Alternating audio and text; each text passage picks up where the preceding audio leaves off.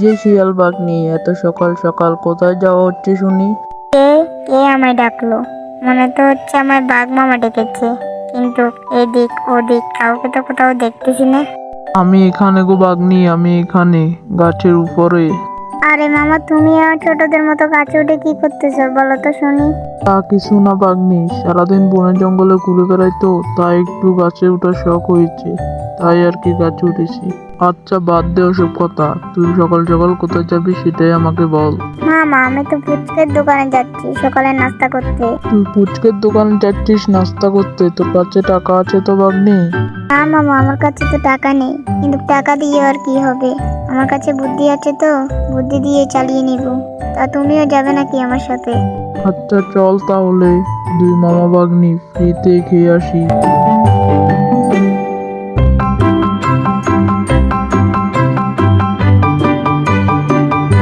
সে কখন থেকে বসে আছি, একটা কাস্টমারও আসতেছে না। ওই তো দেখতেছি দুইটা কাস্টমার এদিকে আসছে। এই যে পুচকে ভাই, আমাদের দুজনকে কিছু খাবার দাও। দিচ্ছি, তোমরা বসো।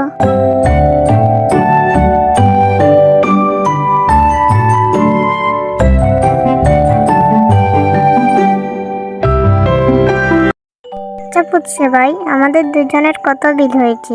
বেশি না শিয়াল ভাইয়া, 500 টাকা বিল হয়েছে। আচ্ছা পুচকে ভাই, তোমাকে একটা কথা বলার ছিল। কি কথা শিয়াল ভাইয়া?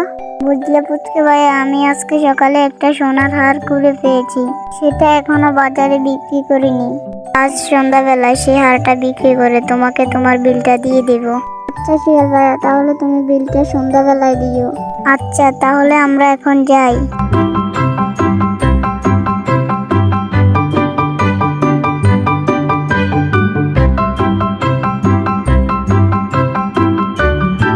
বাঘনি তুই সোনার হার করে পেয়েছিস, কিন্তু আমাকে একটা বারের জন্য বললি না। আরে মামা, তুমিও তো বোকার মতো কথা বলো। আমি সোনার হার কুড়ি পেয়েছি, এটা তো শুধু বলেছি ফুচকাকে বোকা বানানোর জন্য, যাতে আমরা তার দোকান থেকে ফ্রিতে খেয়ে আসতে পারি। আর তুমি সেটা সত্যি সত্যি ভেবে নিলে। সত্যি রে বাঘনি, আজকে তোর বুদ্ধির সামনে আমিও হার মেনে নিলাম। দেখলে তো মামা, পকেটে টাকা না থাকা সত্ত্বেও কিভাবে অন্যের দোকান থেকে ফ্রিতে খাওয়া যায়।